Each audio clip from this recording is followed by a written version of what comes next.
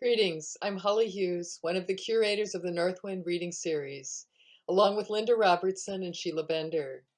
Together, we've been stewarding this poetry series since Bill Mawhinney passed the baton to us in February 2020, right before the pandemic, and of course have taken all the readings online since then.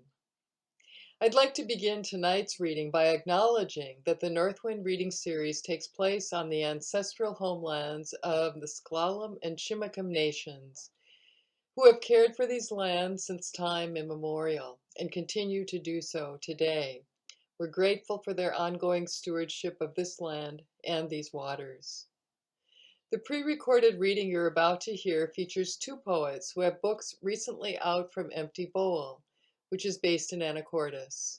Empty Bowl was founded in Port Townsend in 1976 as a cooperative press, and since then it has produced literary anthologies, collections of poetry, and books of Chinese translation, many by Port Townsend's own Bill Porter. As of 2018, their mission is to publish work by writers who share Empty Bowl's founding purpose, literature and responsibility, and its fundamental theme, the love and preservation of human communities in wild places. According to publisher Michael Daly, Empty Bowl can mean both replenishment and the gift that moves. I love that. Here tonight to give us two recent, stunning examples of replenishment and gifts that move are Ann Spiers, author of Rain Violent, and Bill Yake, author of Waymaking by Moonlight. I'll introduce Ann, and after her reading, Linda Robertson will introduce Bill. We hope you'll enjoy the reading, and will perhaps check out their books too. Ann Spiers will be the first to read. Vashon Island poet Ann Spiers enjoys a welcome reign of recent publications. In 2021, Rain Violent from Empty Bowl and Backcut from Black Heron were both released. Her poems are included in Empty Bowl's anthology Keep a Green Bough, Voices from the Heart of Cascadia, which is the second in the Madrona Project series. In 2022, Harpoon will be launched by Ravenna Triple Series. Ann stewards Vashon's Poetry Post and was the island's inaugural poet laureate. She works to conserve and restore the land, the traditional indigenous land of the Shwa-Basha. You can check out her website, which is AnnSpiers, SPIERS.com. Please welcome Ann Spiers. I'm delighted to be here, and I'd like to open with thanking Northwind and its community for having me again. I'm going to start with Rain Violent. It's been published by Empty Bowl Press, and it's quatrains, 4 lines to a page, and each is labeled with the international weather symbol. Let me share screen here.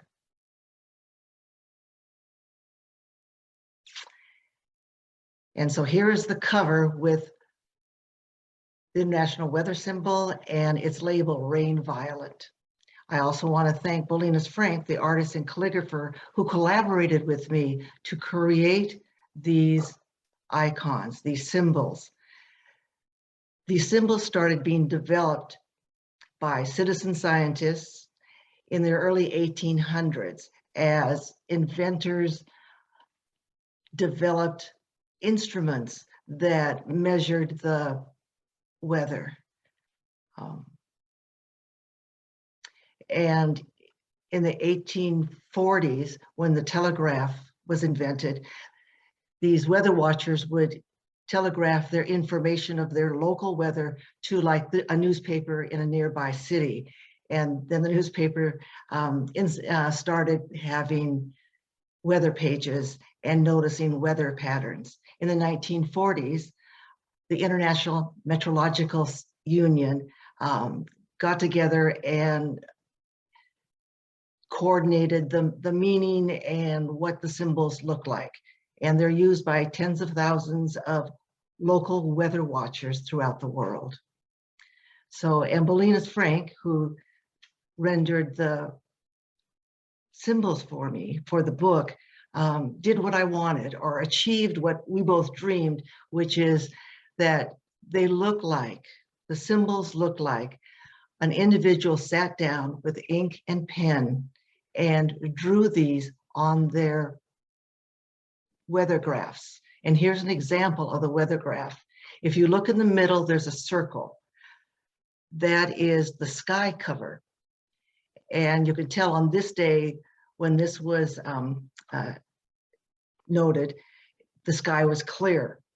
And if you go to 9 o'clock, over on the left, it says weather, and that is a probably rain moderate symbol.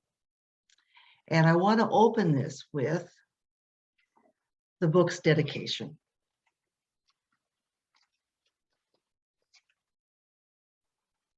To Amelie and Adi Frank.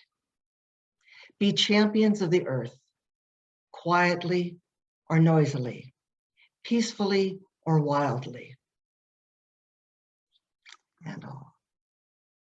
So the first quatrain in the book, the first page, is weather station on top of a mountain.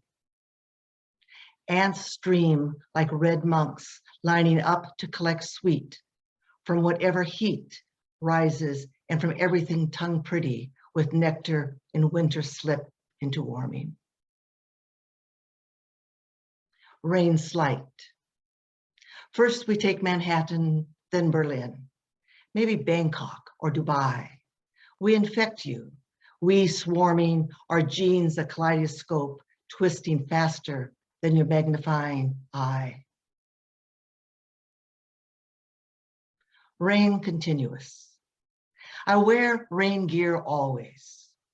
Some of us go naked, cycling through the market. Everyone wears shower caps, crinkling over coiled hair. Drizzle thick. Mary loses her face first, Jesus last. The piety erodes to a curve, holding an agony. Rain dissolves Golgotha's small wounds.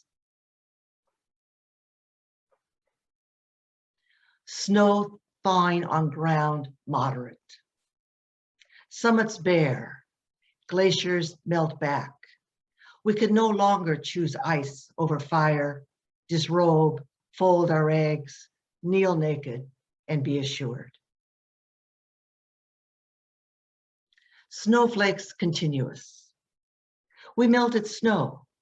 Yes, we drank ice worms, red threads in our camp cups. Yes, our breath formed small clouds. Yes, glaciers open for us, crevasses moaning. Mirage. Out of the scrub, children in red t-shirts run chasing America like a soccer ball. Border guns collect boys with little sisters. Mama said, walk north, night, star bright. Thunder heard. Snakeskins, shunting in the wind like riffs from a broken guitar. Snakes too starved to rattle, hang from the bushes to beat the heat. We tow the dead with fancy cowboy boots. Snow blowing. From snow, animals dig bunch grass. Narcissa Whitman covers the table with a white cloth, no matter the news. In time, gone the cloth, the bunch grass. Ground flooded. Ice clinks in my drink, and honey settles through the cubes like quickened gold. Vodka heats my throat. An unebbing tide surrounds my beach chair. I can't afford to move. Blind, she brings home stones pried from the rocky beach. She steams them. No low tide scent rises, no clams crackle open. She thinks her sense of smell now lost.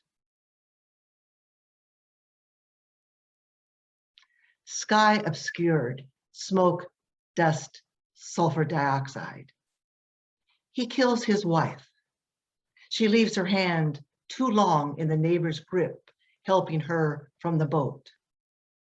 He kills his enemy, son, father, dog, and all the others for less. Fog, shallow, patchy. Stress, they say. White feathers mark the black crow's wings. Soon all white, pecking bleached seaweed on the vacated beach. Done as tricksters. Drizzle, not freezing. The moon's ragged edge rasps dusk. We walk out into the field of wet. Our garden's last cut. Mint or cane or nettle. Grief in every handful. Rain freezing slight. Nettles collapsing in the long loss. Winter wrens quiet their soft sing. Rain silvering blue iris, and the crow's crack recedes. What Tiresias saw was this. Rain violent. They on the shore are not us. In the rain, they set their boats on fire. Wood ignites, the plastic smoke, black and acrid. To slake thirst, they open their mouths, faces up. Snow crystals, STARLIKE. Out of the boat, kindness steps. She is pregnant, full. She has done this before, stepping out of boats, rocking, finding balance, grasping the bird's tail. Well, then I'm going to go on to my next publication this year, and it's from Black Heron Press, and it's called Backcut. Backcut is a series of monologues. I went from 4 lines to long monologues, and they're from, the monologues are from the husband and wife, post-World War II, immediately post-World War II, on the ocean beaches of the Olympic Peninsula. They are there and they're making their living by mining, by eking out a living from the diminishing natural resources. It's a love story. This is the wife. 1, there she is. I never saw her before. She must be summer people. Her in gray clothes, skirt and shirt not tucked in, and clogs, odd choice for uneven ground. But she's up and socks dry. She smells of turpentine and almond-scented lotion. He knows what she wants. He points to back there, where after we strip the flesh, he throws fish heads, deer guts, tough chicken bits, odd clams gaping with stink. 2. Before us, before anyone, the goat lady squatted here, alone at the beach edge, no man and no woman, no one to visit, just goats crowded atop a stump. When they died, she pulled them whole into the dump back there. Too old to dig a hole for her nanny goats, no help around. Rumor has it, she's back there too, covered up, all the hazel branches, arching, weighted with nuts, rough skins, hard shells. I don't go back there.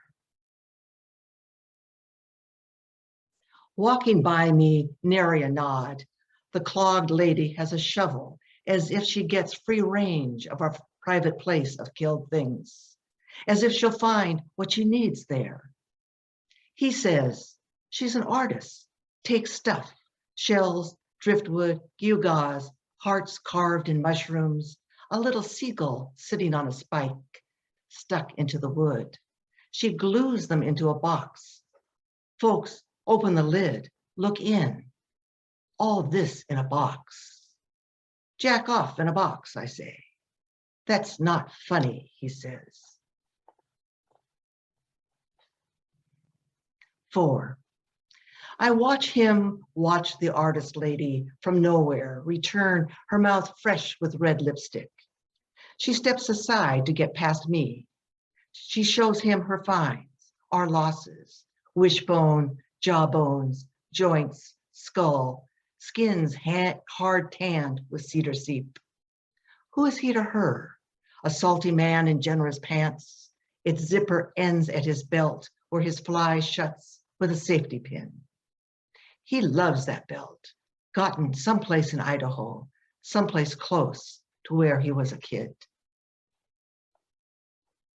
And now to hear from the husband, and you'll also hear some Emily Dickinson and D.H. Lawrence as they walk out to write about seeing the snake. Husband Wall. 1. When the wind blows, something in the house shifts, something meaner than an earthquake.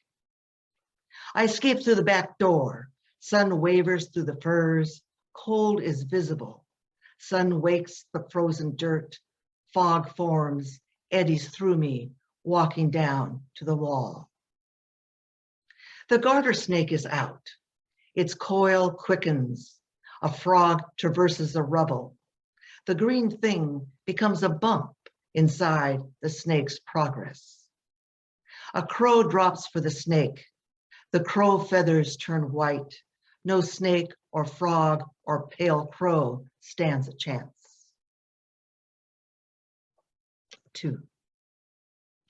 She comes out on the porch. She raises my rifle for one shot at the cursed crow. She never considers I might step sideways or cringe at the memory of blood spraying across the snow, American saviors retreating from St. Vith, boots full of slush. After the shot, I don't turn. God damn, she says, God damn.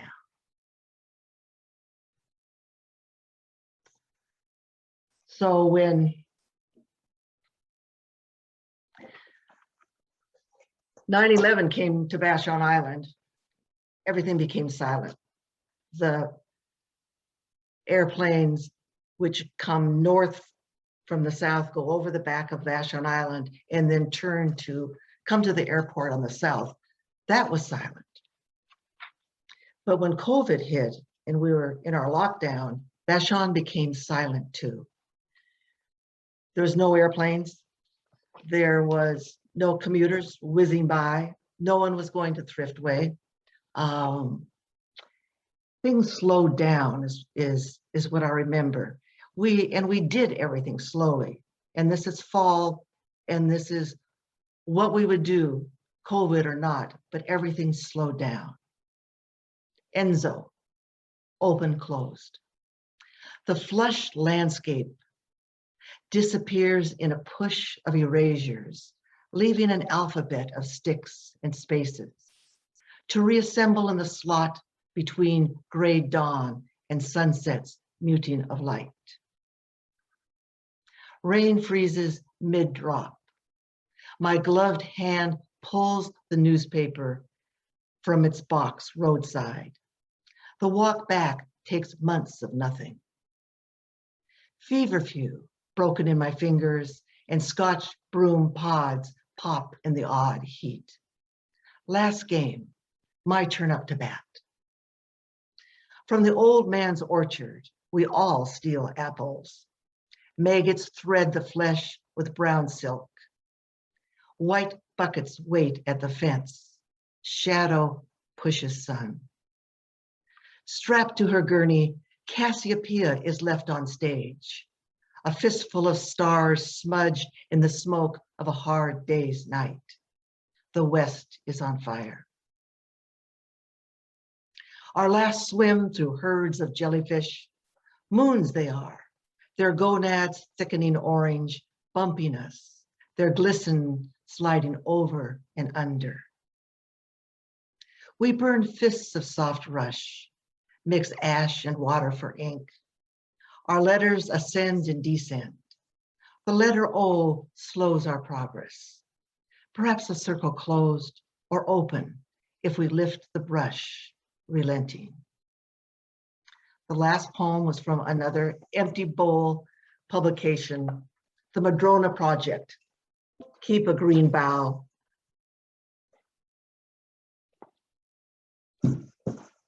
And I want to end with not a poem of mine, but a poet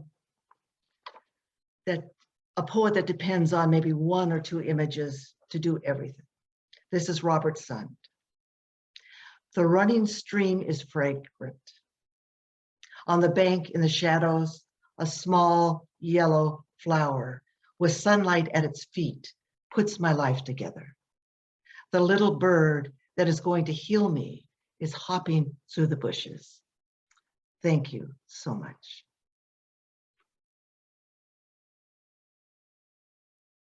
Hi, I'm Linda Robertson, and it's a pleasure to introduce Bill Yake's work to you tonight.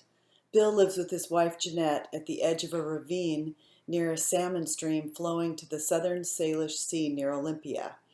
This is the territory long occupied by the Squaxin tribe, and the inlet that receives the salmon stream was once named Friendly Inlet in honor of the welcome Peter Puget received from the Squaxin people when they encountered his longboats in 1792.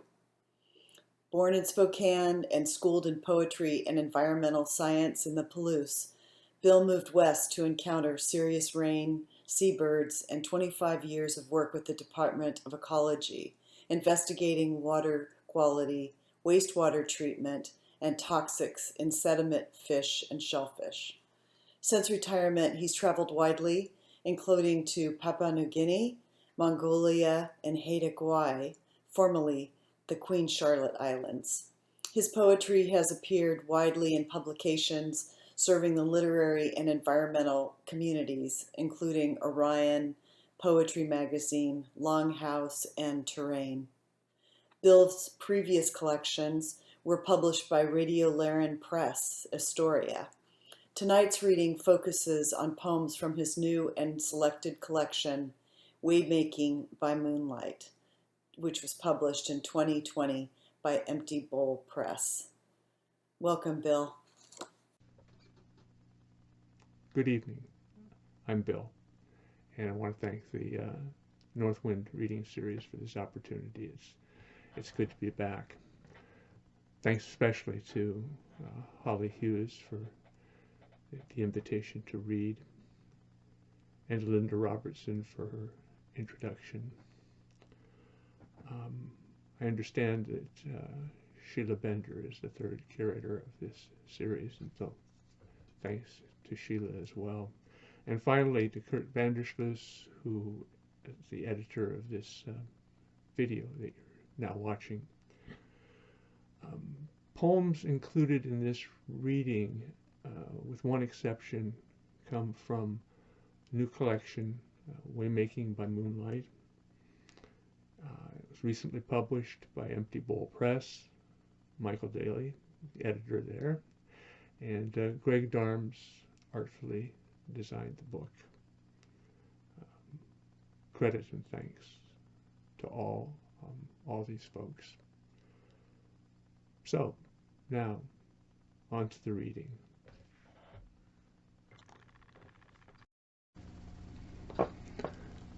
This is the title poem for the collection, Waymaking by Moonlight. It's part of a two-poem invocation. So, Waymaking by Moonlight. Tonight the moon is weighted light and shadow. When she arose opposite the sun setting, she lit as she rose in a single moment, basin and range, wave summit and trough, plinth and pillar lit as well, a cacophony and ecstasy of marsh birds, redwings, willets, soras, ibises. Now the leucocyte moon and her luminous stars sketch faint paths. She tugs at the core of Earth's stone, sea, and storm. They curve. We work our worn way along shorelines, crevices cracked black across ice, a fissure broken bright against the stone. At night the meek move. Being by being, stream nymphs cast loose and drift. Moths climb from flat dark toward the lantern's glow. Voles, pack rats, and wolves in concert all leave their prints in the pale dust. This is the coyote's hour, the foxes, and the owls. Moth wings, 4 microsecond hands beat quick and wild against cheek and scalp. The titanium light of dream tempts the eye to close, so the written word can turn to food, to pathways and perceptions. Watch your step. By moonlight, we pick our way by feel, thought, and the labyrinth sense of muscle, pressure, tendon, skin, and joint, set against caution, the near dread of losing our bearings, and the entwined tracks of our felt obligations. Waiting 30 seconds in half a foot of ground fog can hobble even a quick and nimble horse.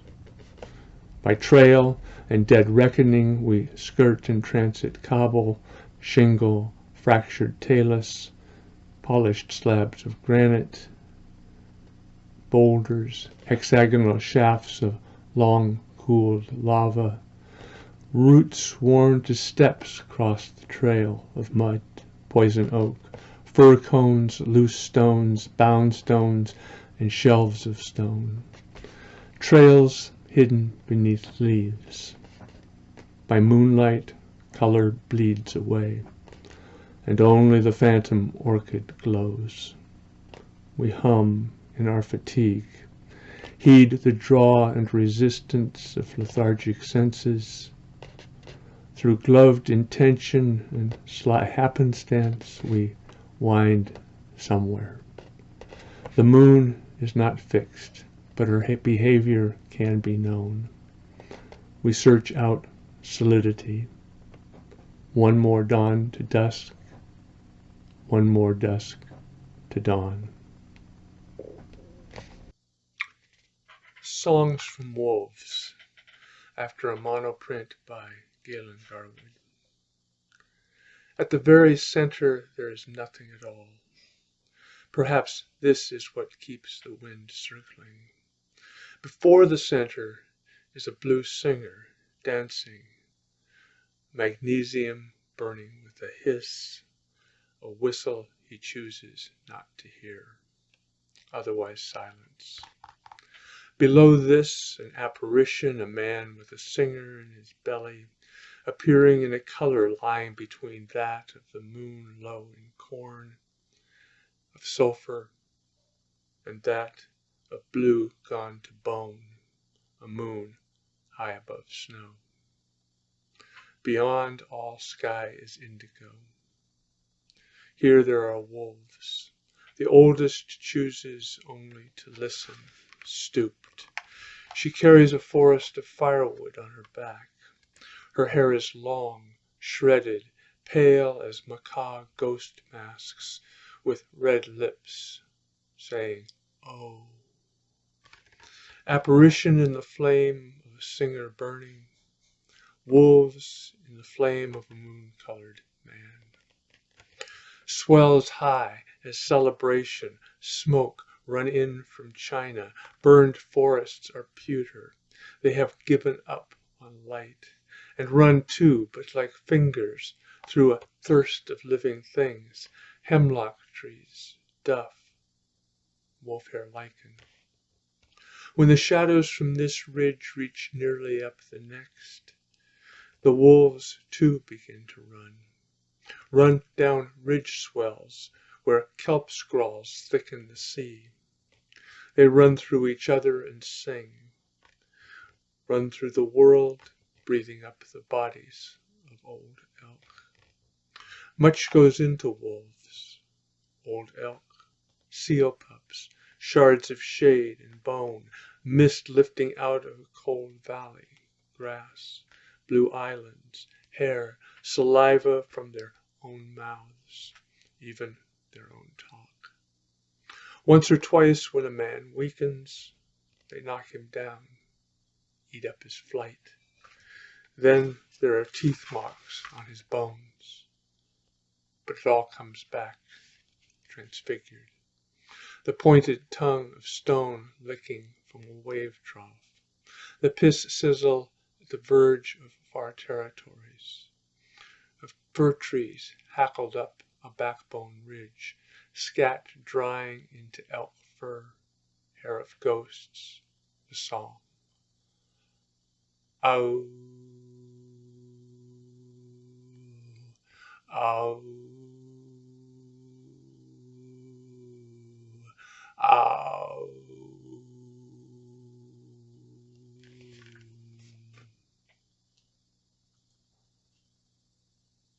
Several years ago, we traveled to an archipelago off of British Columbia coast, land that used to be called the Queen Charlotte Islands, now, more appropriately, it's named Haida Gwaii.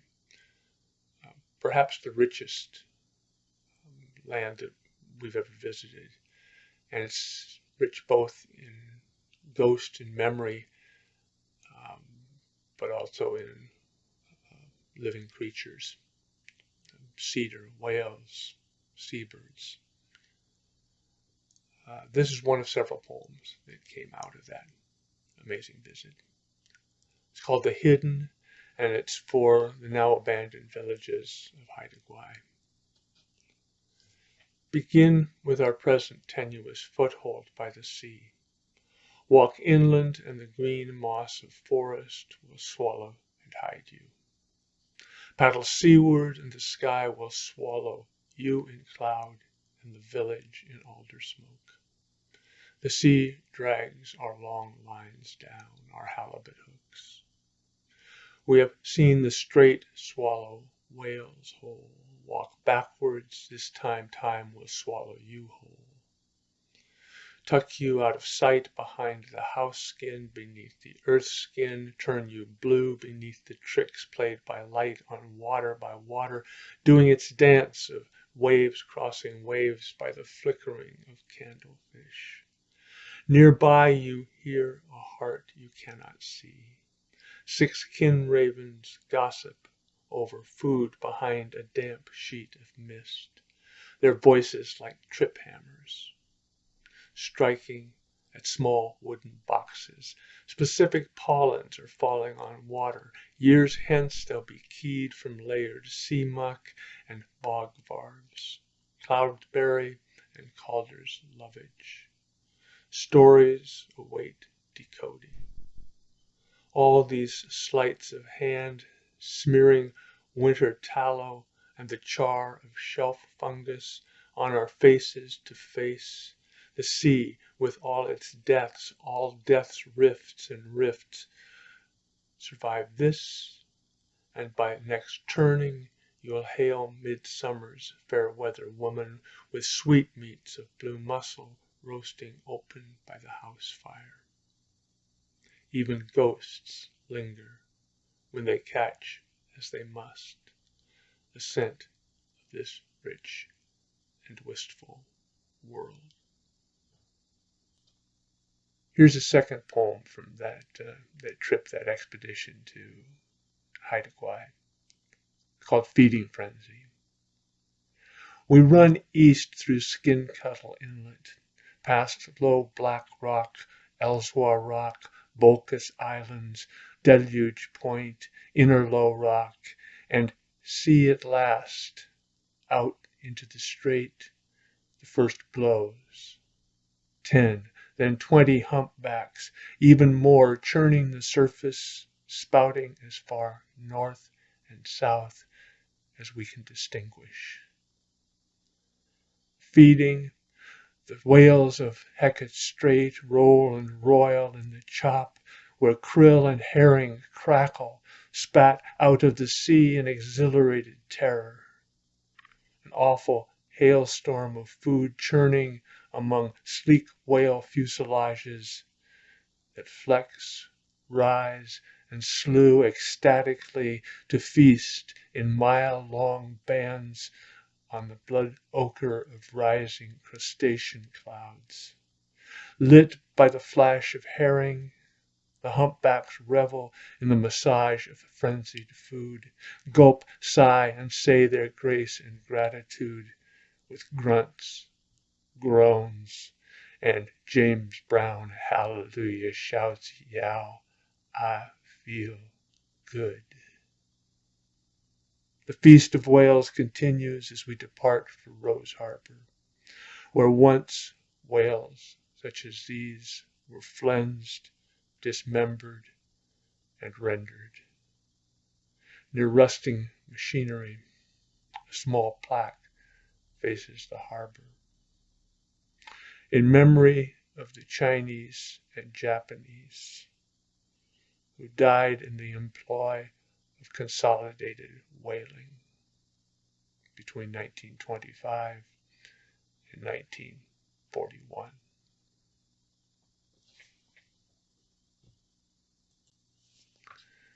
A short poem for trees, one that shows up every so often on the internet, often with illustrations.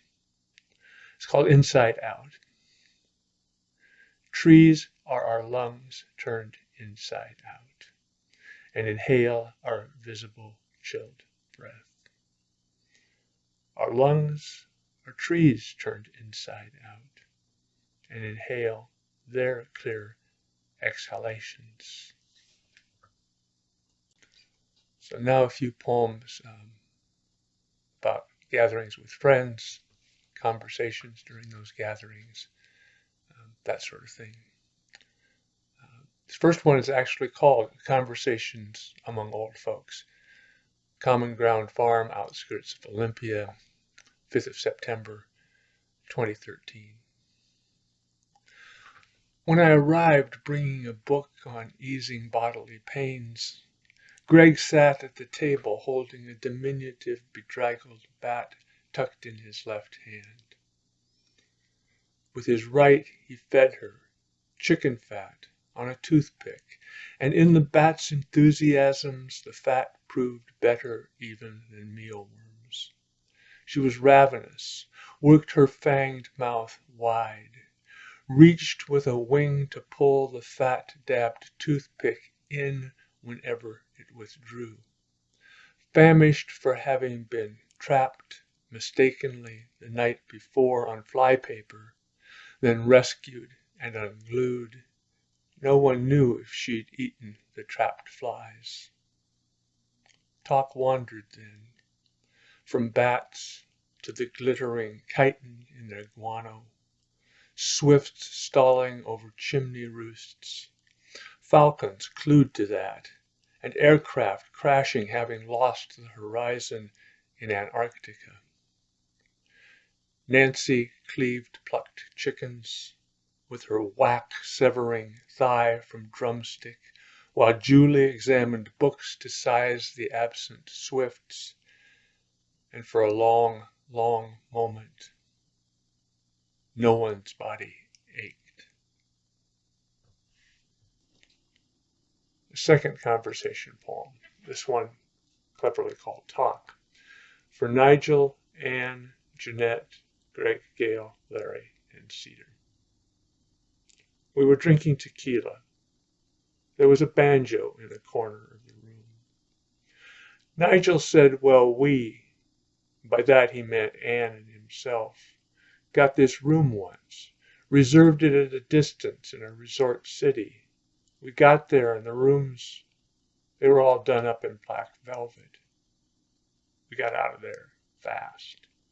Forfeited our deposit. But then the next room, it was filled with millipedes. That turned Talk to rooms William Burroughs would have shunned. 6 layers of stained avocado wall paint and an armed night guard. And cockroaches, how at least one will always stand fast against the light. Then to a rainforest cabin where pack rats scurry half the night across the cook stove, plastic-covered mattresses, your bare chest. To which Nigel mused, I was sitting once on the beach of this Florida key, watching the sun go down, and this rat sidles over, leans up against me, a minute or so anyway. He's watching the sunset too, I guess.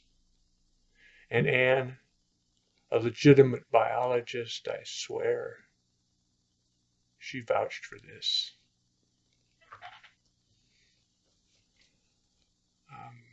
Just two more poems left. This one changes the tone a good deal, but I wanted to include it, and I think you'll understand why. Back in college, a group of us lived, a changing group of us lived, in a farmhouse outside of Pullman, a little town, a little farming community called Albion. And among the folks who lived there, a couple, Tom and Connie Beanie. A few years ago, Connie passed away, and then just a month or so ago, Tom followed. This poem was written on the occasion of Connie's passing, but it's equally for both of them, and I wanted to include it in this reading, given the timing and importance of that friendship. It's called Passages, for Connie Beanie, 16th of November, 2007. For 3 years now, you've written notes about that edge dance with liver cancer. Messages in a tone so even one could imagine simply patches of rough weather.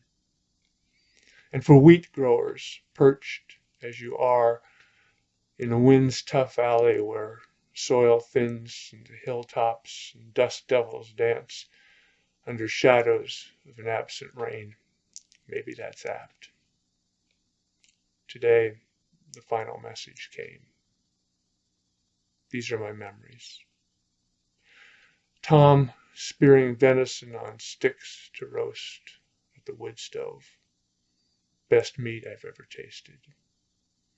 Stories of hearing whales breathing all night as you tried to sleep on the cliffs of Galliano Island. Your tendency to sunburn.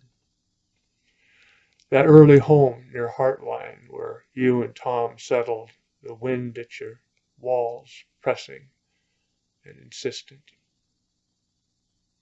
Now I imagine, as in a dream, the last heirloom of farm folks, a mirror set carefully against a boulder, then the pickup pressing on, the road rutted. Days and seasons come and go.